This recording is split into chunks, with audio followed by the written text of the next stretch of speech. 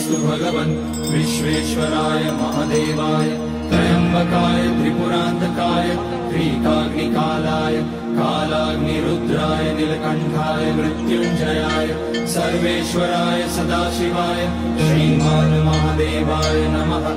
ॐ नमः शम्भवाय च मयोभवाय च नमः शङ्कराय च मयस्कराय च नमः शिवाय च शिवतराय च। ॐ त्र्यम्बकं यजामहे सुगन्धिं पुष्टिवर्धनम् उर्वारुकमिव बन्धनान् मृत्योर्मुक्ष्यमामृतात्। नागेन्द्रहाराय त्रिलोचनाय भस्माकराय महेश्वराय नित्याय शुद्धाय दिगम्बराय तस्मै नकाराय नमः शिवाय।